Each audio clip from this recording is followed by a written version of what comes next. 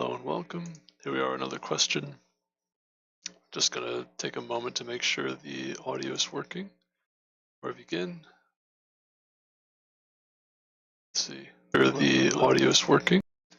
All right, it's working. I'll pop out the chat, and I'm going to take a deep breath, and we can begin.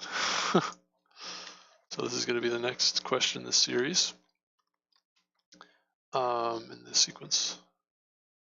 This is going to be remove covered intervals, LeetCode 1288. Let's try this, see how it goes. Given an array, intervals, where intervals of I, L sub I, R sub I represent the interval L sub I, R sub I, or open interval, or half open, so inclusive on the left side and exclusive on the right side. Remove all intervals that are covered by another interval in the list. Interval AB is covered by the interval CD if and only if C is less than or equal to A and B is less than or equal to D. Oh, that's pretty easy to check. Return the number of remaining intervals. Okay. Huh.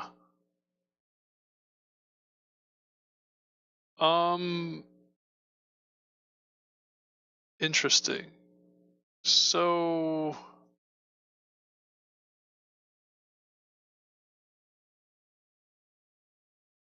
if C is equal to B, what happens? Is C less than or equal to A?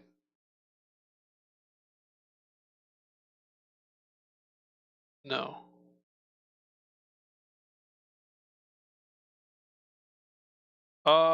Is this correct? If C is equal to B, E is less than or equal to D. Okay.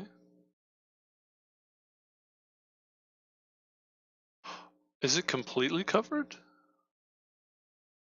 C is less than or equal to A. Oh.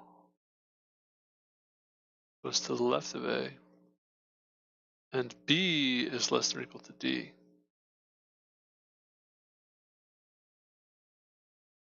Interesting.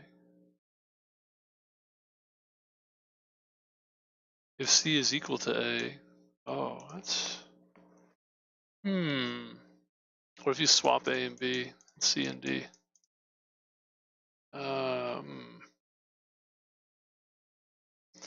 This is a little bit confusing. So I think I normally would say... I think I would normally say A is less than or equal to C, and B is less than or equal to D, or A is less than or equal to C, and D is less than or equal to B. Yeah, I have it. How I would check it is actually reversed. I think something like that. It's a little bit confusing.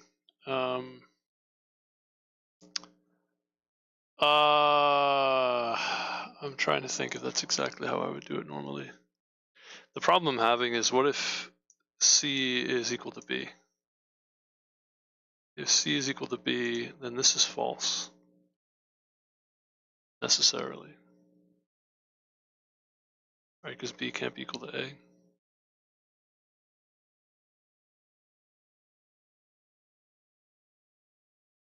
But what if it's covered on the other side? What if C is greater than A? Like, that's, what? What is going on? This is a slightly different definition, I think, than just simple intersection of intervals. I don't remember offhand what, it's kind of hard to remember exactly what the intersection looks like. To find if they, checking if they intersect, not if.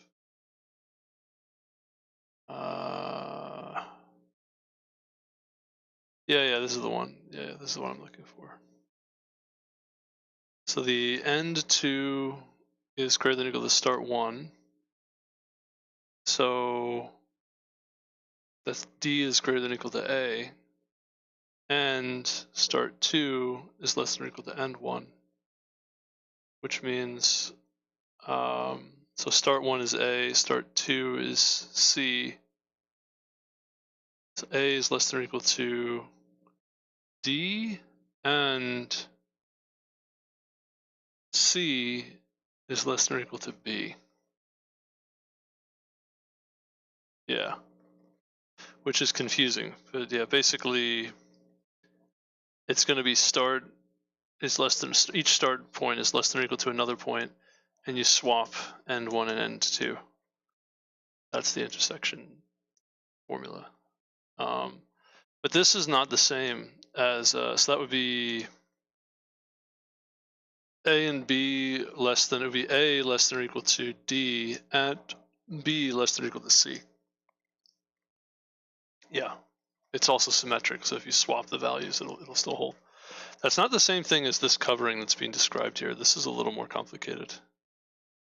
The reason why intersection is a little bit easier, if it was true that this is the same thing as the covering that they're describing, why it would be easier is, oh, did I not sign in? I didn't realize I didn't sign in. Hold on a second. What happened? What's going on? Uh-oh. What? It signed me out. What happened? I got signed out. No kidding.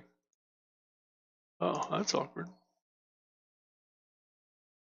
Well, that's awkward. I don't know how that happened. Also, I didn't realize I didn't change the camera. I didn't do that either. Did I change the camera? I don't know. What is going on? Hold on. There's a whole bunch of things going on here. Hold on a second. What is happening? Gee.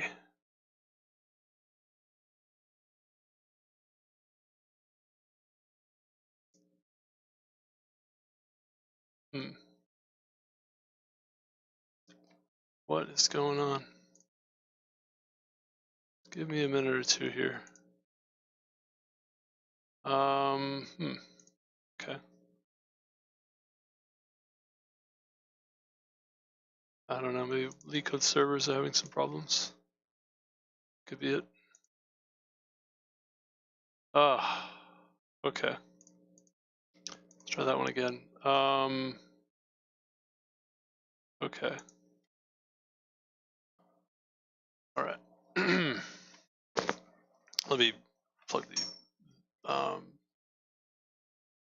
the camera back in here. Take a deep breath. The camera should be fine. Yeah, is that working? Okay, very good. Oh no, it should be fine. Okay, very good.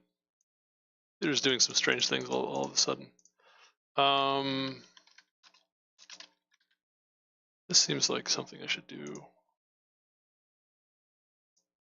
Show what I'm thinking here. All right, so if you have an interval A, B, and then to be covered, they're saying C is less than or equal to A, and B is less than or equal to D. So that's not just intersection. That's actually like almost completely contained. I think contained, so covered is what they mean, like totally covered. Okay. That is interesting. So that means that AB is covered by this interval. C is less than or equal to A and B is less than or equal to D. Okay. And these are open intervals, these two. Okay. So B could be equal to D. Still counts. Covered. Interesting. Okay, so the reason why I'm spending so much time trying to figure this part out is because basically I think you could do this pretty quickly just by sorting the intervals first, and you probably could do it in linear time after that. This has a pretty high submission and acceptance rate. It's not crazy high, but it's high enough. and all the intervals are unique, so it's a little bit on the easier side. And this is also not too many intervals, it's only 1,000 of them, so it's altogether, I think this should be relatively straightforward and not take too much time to program. The problem is remove all the covered. Yeah. How do I know if an interval is covered by another interval? Now I could just do this as a round robin and keep it really simple and not do any sorting, and that's that. But an easier way of doing this would be probably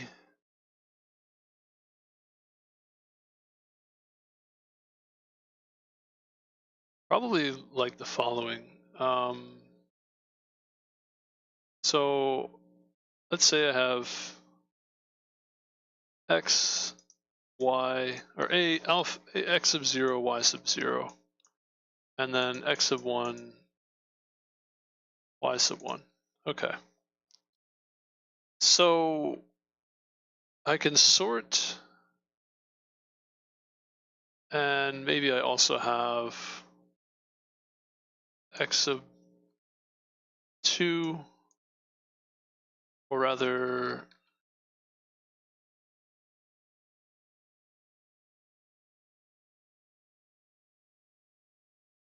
let's make these x sub 2, y sub 2.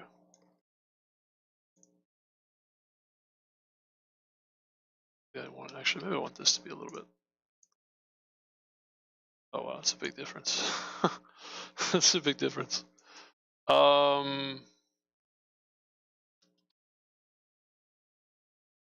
Our normal sort routine would give me this. This would come second. Let's say this is after some kind of sorting that I did. Not necessarily, but it could be. So, actually, no, it would be the other way around. If I did it, this would come first, actually. If I did it the other way around. So, let's say I have my x sub 1. Yeah, if I sorted this with a normal sort, x sub 1 would be the same as x sub 0, but y sub 1 would be smaller than x sub 1, x sub y sub 0. So this interval would come first. Okay. So if, excuse me, I can find this x sub 1 value, and then I can look. It really should be the other way around, actually. I'm kind of doing this incorrectly. The visual is going to be really awkward if I do it the wrong way. In this case, this is actually covered.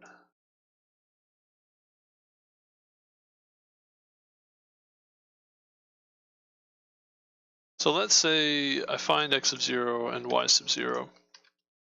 And let's say the next x sub 1, y sub 1, it's going to be to the right or equal, this x sub 1 of the previous x sub 0, not necessarily. And the y value could be larger or smaller. Now, if the y sub 1 value is smaller, which is possible, then this is definitely covered, and we mark it for I can mark it for deletion. If the y sub 1 value is larger, right, as it is in this case, then I actually need to check again the x sub 0 value, because that previous interval in this case is actually contained in this one. This previous index is actually the one that's covered if x sub 0 and x sub 1 are equal to each other. Y sub 1 is greater than or equal.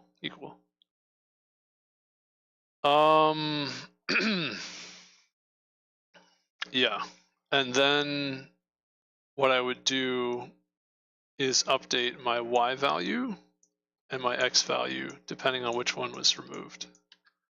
So I think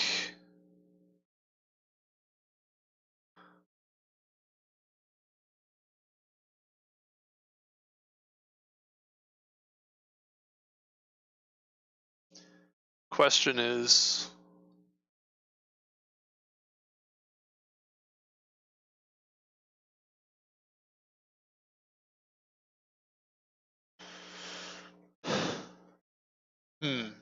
the covered property is somewhat transitive as well. Like if A covers B and B covers C, then A also covers C. So I don't need to. Well, I guess yeah, that might be useful to know.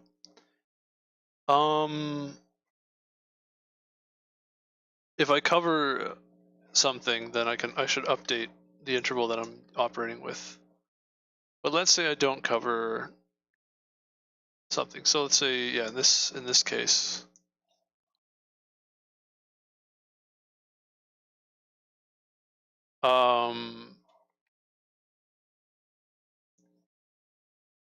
okay. Let's say I don't cover something.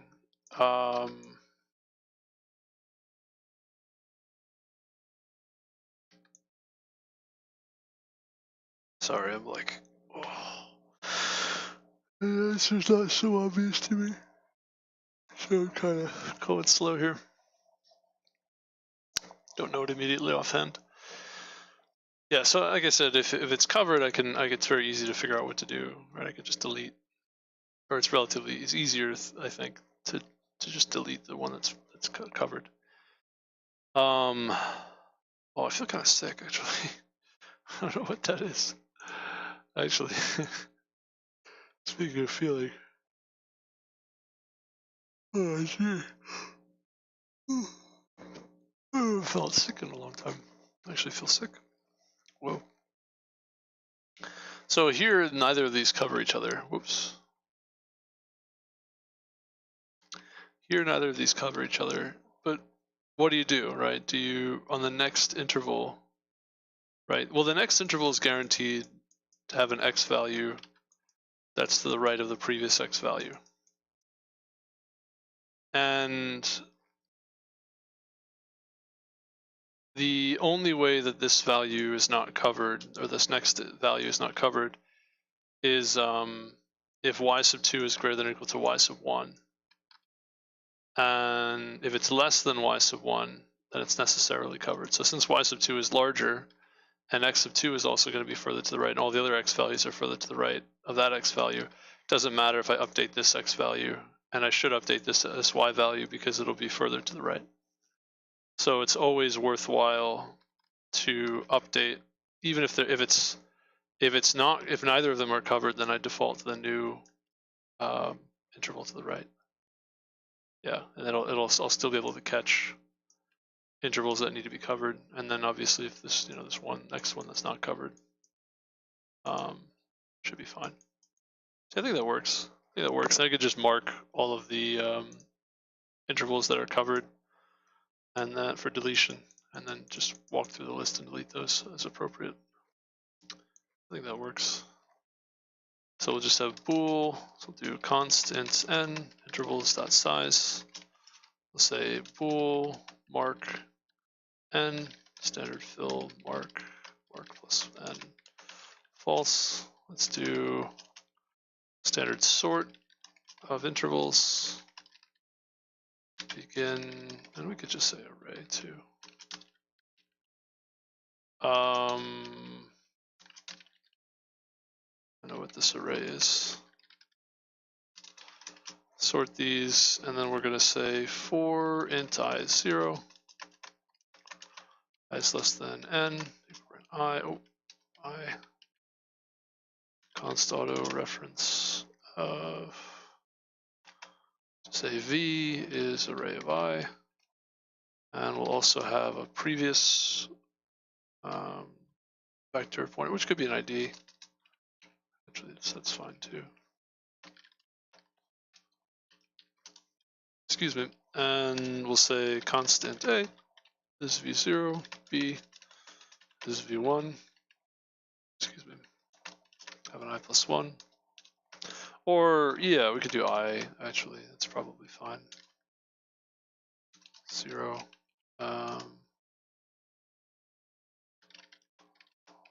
Say the previous. D.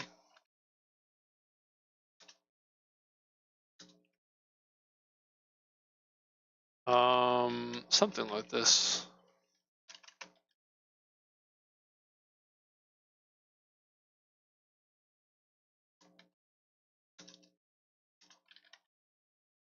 It's maybe not the best naming for my variables here.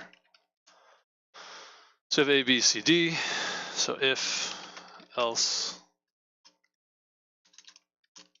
And there's probably one more if statement in here, I think.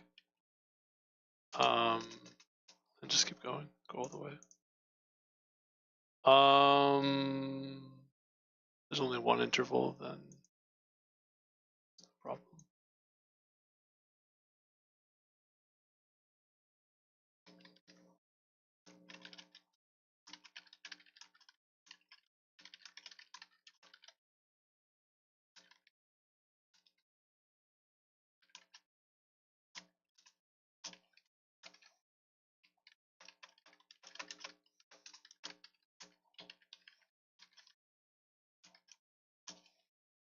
So if it's not marked,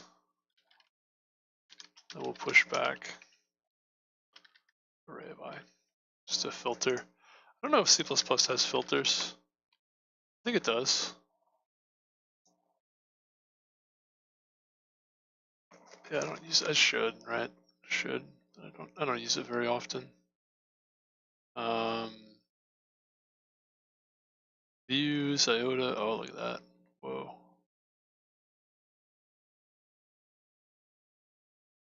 Views, iota, filter, transform. Oh, wow. That's pretty cool. Filter, even. Transform, square. And these are pipes? You could use pipes? Whoa. That's cool. 1, 2, 3. I like that a lot, actually. Syntax. Didn't realize I had that. Problem with this, though, is that you need the ranges library, which doesn't exist in older language, in an older compiler. Older compilers can't do this, which a lot of code is written with older compilers. Cool. Views iota. Views filter.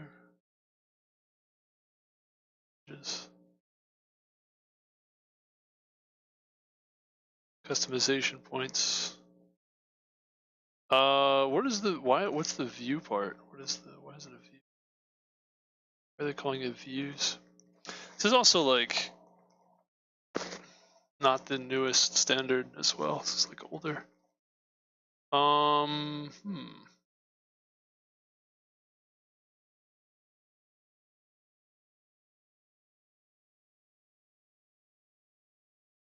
I have to go read the when they added this, what the point of making these things views, like why they did that.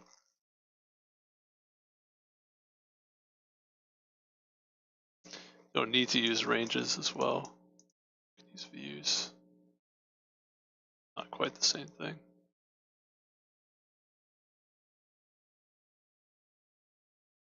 A view. Okay, here's an explanation. Ranges. Specifies the requirements of a range type that has suitable semantic properties for use in constructing range adapter pipelines. Oh, that's cool. Okay. Oh. It's like, I would use pipes in my C++ code. That's a lot of fun. I like that. We're gonna try that. Let's try that. Let's try to filter. It's basically standard views filter. Let's just say, let's go back to this.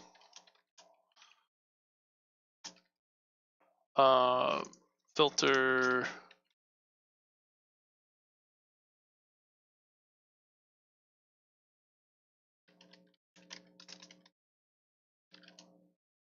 Input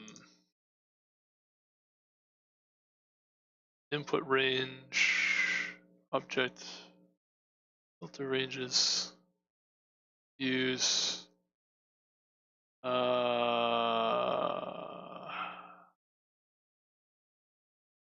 constructor.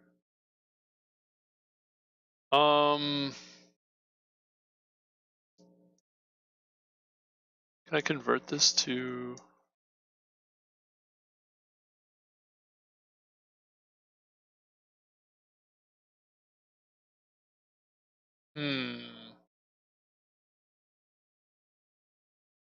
Need to make a range of that. That's kind of new to me.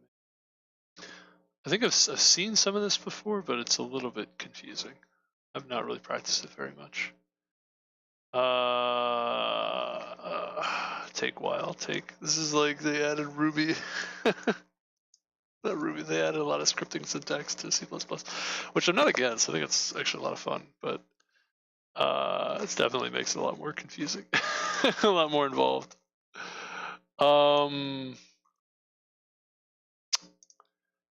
Expression is expression equivalent to filter view EP. What's the E and P? Suitable sub-expressions E and P. What is copyable box until C++, movable box C++ 23? What is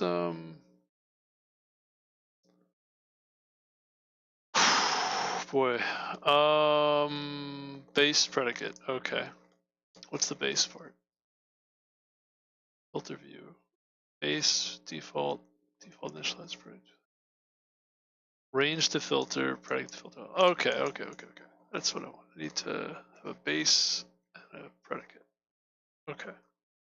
So what I want to filter is not result, but array. Array, and the predicate is going to be turn mark, or really not mark.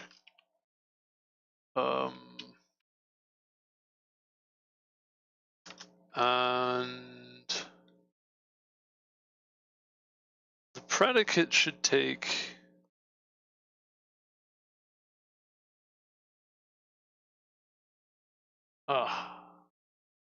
int I. I want the index. Filter using indices. It's one of the reasons why I prefer raw loops, because actually I don't even know if I can even do this this way.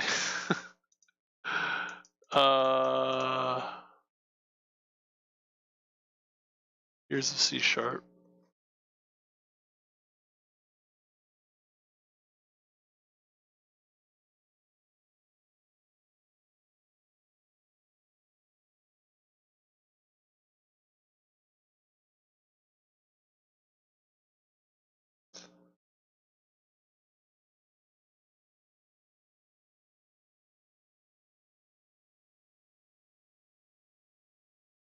Okay, so I could just pipe in too.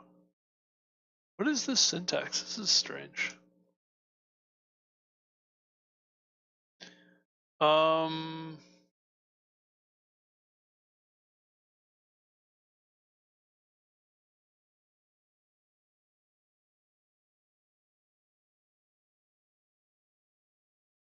Can I get the access to the index for the unary predicate?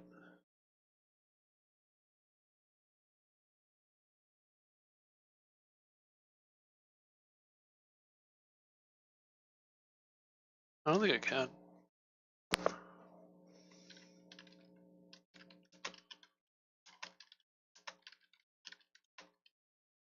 It's kind of annoying.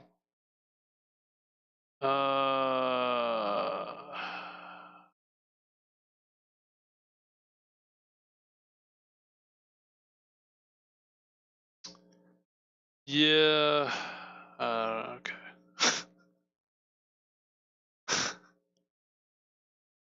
Darn. I don't know.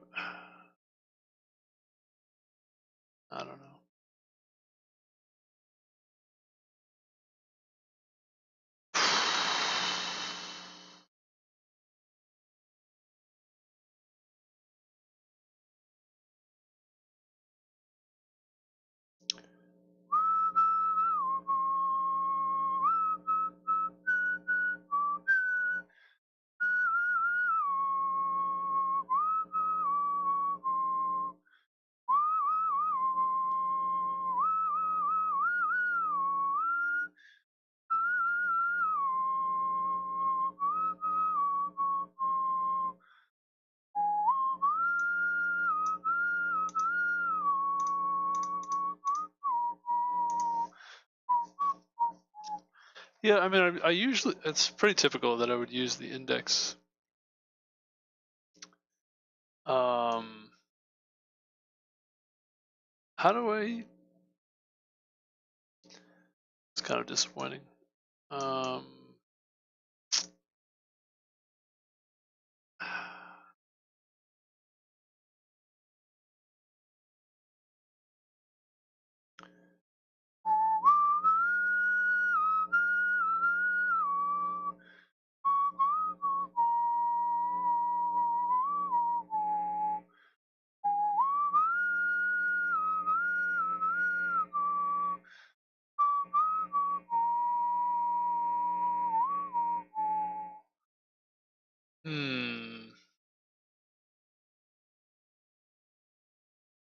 I don't know if I can.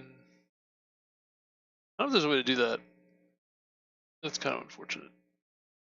It's probably the only reason why I wouldn't use this. It doesn't quite do what I want it to do. No. Alright, well, anyway. Wanted to be fancy with that, but okay. I guess I'm not doing that. I guess I'm not doing that. Alright, anyway, that's fine. Spend too much time on that. Anyway. So yeah, I got to learn a little bit about it. So apparently, yeah, we have the pipe syntax available in C++ 20. Oh boy. Oh boy, oh boy, oh boy. So anyway, so if A is, I don't know, if, well, let's say if A and B covers C and D. So A is less than or equal to B, and C,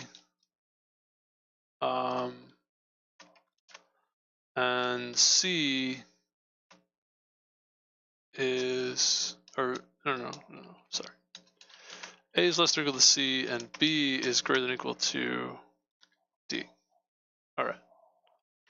This is the important part. So this is always going to be true, actually. This is just always true. I don't need to check that. Just need to check that B is greater than or equal to D. If B is greater than or equal to D, then I'm going to mark, well, it depends.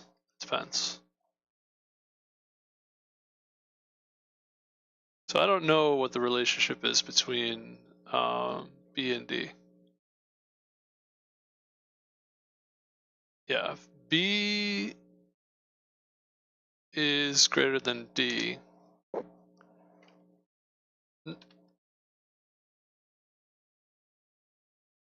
could be equal to, if B is greater than or equal to D, then this is covered. Mark I is true. And we don't update to the previous, right? Stays where it is. Previous index stays where it is.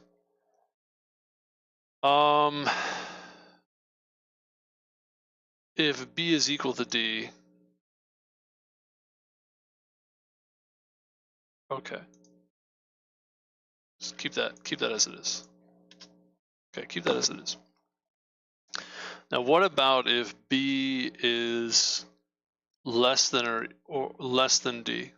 If B is less than D, which also can happen. Now, in that case, if A is equal to C, then the previous index is actually covered, which is kind of an ironic twist, because that means that, which can happen, actually can happen. So the next value, it's longer and it starts at the same starting point. Yeah, it's longer and it starts at the same starting point.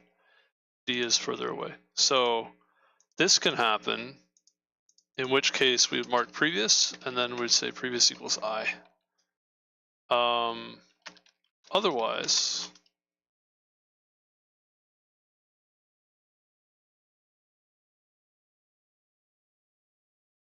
we just set previous equal to I.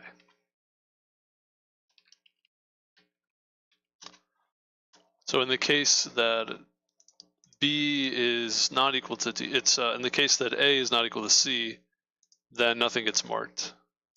And we just move down to the next interval. Okay.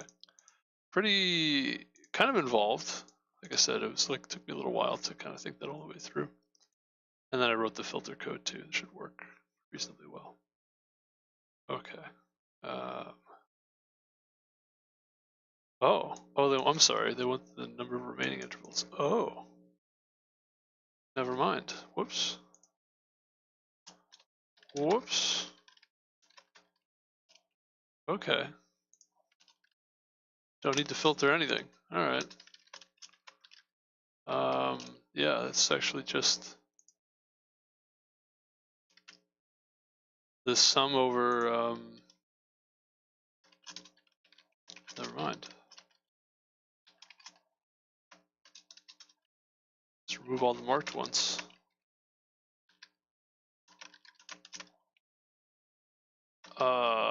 Is that it?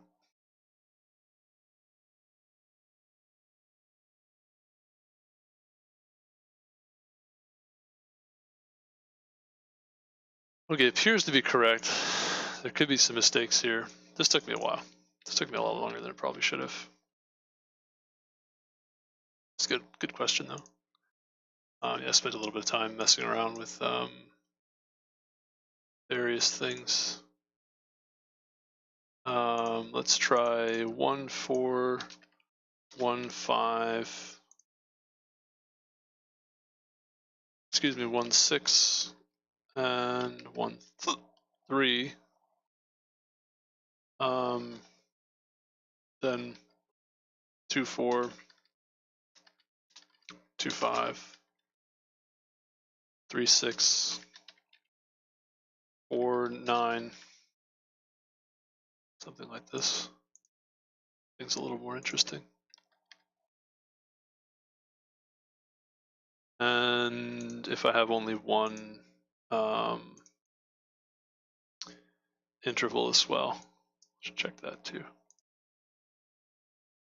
1 1. They have to be not equal. Yeah, they have to be not equal. L and R.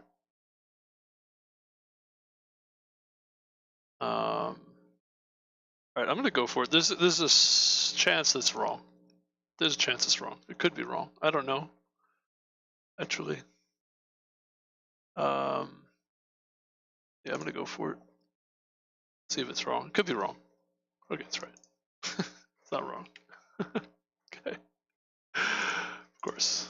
Let's try it again. So, I mean, it should be pretty fast, I guess. I don't know. It's slower than, yeah, okay. It's reasonable. 1 2 3. See, yeah, it's not, okay. I wonder,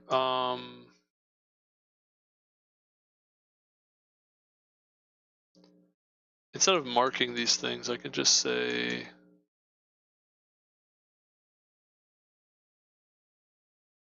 so I can make these constable path1, it's b greater than or equal to d, and not mark of I, right? So let's mark of I to true. And path2 is b is less than d, and a equals c, and not mark of I, and not mark of previous. Right, so this would, I would subtract 1 there, and I would subtract 1 there. The problem with this is that these could get, this could be idempotent.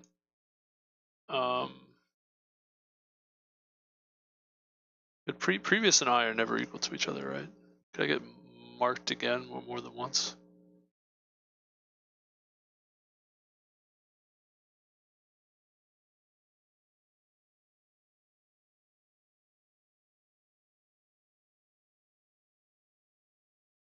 I don't think I can get them marked twice. I don't think I need to do it this way. That's what I'm trying to check, whether these need to be marked twice.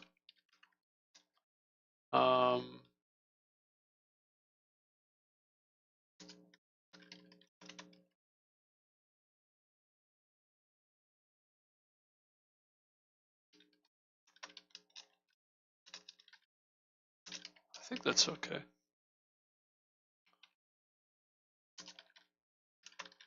How about this one? This might be a little bit faster. It saves one iteration through the marked array. Okay, seems to be correct. Let's see if it's right. It might not be correct. I didn't prove it. Oh, it's right. Okay. Still correct. That's good. Let's see. So I don't need the marked array at all.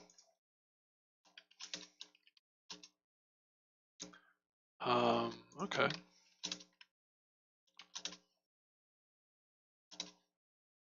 Let's try this.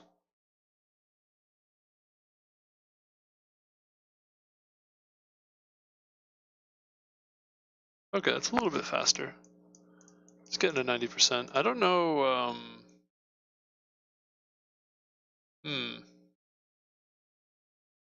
This if statement.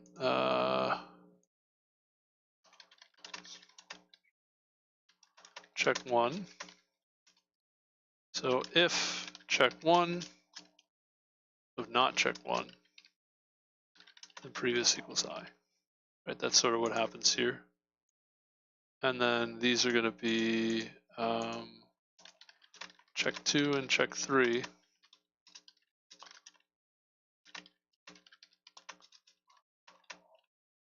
Check two is check one. So if check one at all. Check two is not check one, and A equals C.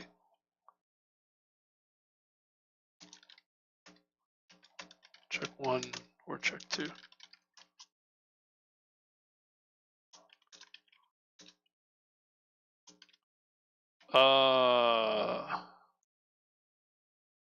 Just gets rid of some branching if I do it this way.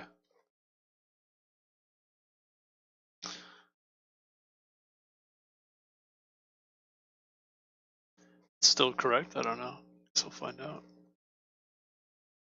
Okay, it's still correct. I don't know if this is faster.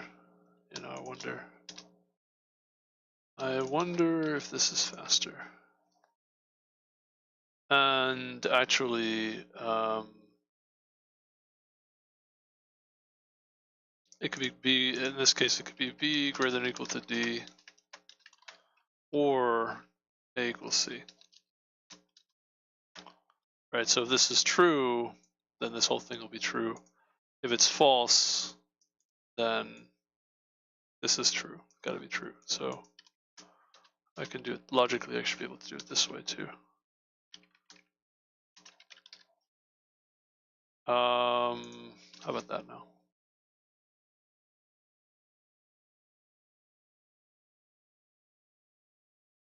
Okay, does it still work? Is it still correct? I think it's logically correct. It's an equivalent logical formation there. Yeah, there we go, perfect. So, okay. Fair enough. That's pretty clean, it's pretty succinct. Yeah. Okay, 95%, it's pretty good. It's pretty good. There may be a way to do this. It's a little bit faster, but I don't know what that might be. This obviously is n log n time. It's pretty, it's reasonably fast. I don't know about sorting this faster than this. Maybe it's possible. 1, 2, 3, 4, 5. So I'll stop here with this question. You go ahead and if you like the video, give it a like and subscribe for more. I'm going to stop here. I might take a break for a few minutes just because this took me a little bit longer than I thought it would. I like to take breaks when it takes me a long time. When it takes me a long time, I like to just kind of take a break and think about it. Let it kind of rest in my mind for a while. Yeah, this looks like it's not a very fast solution compared to the other solutions. Like at times it can be fast, but generally it's not as fast. Right, of all the different runs that I went through, it's actually on the slower side. Which I don't really know what to say about that. I guess it is what it is. So what I want to do is, probably just stop here and take a break. been looking for maybe a faster run before I stop. I don't like to end on a low note. I like to end when it's running quickly. Yeah, I guess it's okay. It's all right, and it takes a significant amount of memory too, which is strange because I'm actually using constant extra memory. I'm not using any extra memory, only constant extra memory. So it's kind of weird that it's not optimal on memory. But the runtime seems to be kind of depends on how the memory schedules or how the branch is predicted, something like that. So okay, I'm gonna stop here. Thank you for watching. Go to the next question. I think, yeah, I'm gonna take a break after this. I'm not gonna go straight into another question. I think it's good to take breaks when when you're kind of going slowly through a question. It's good to stop and think about what you did.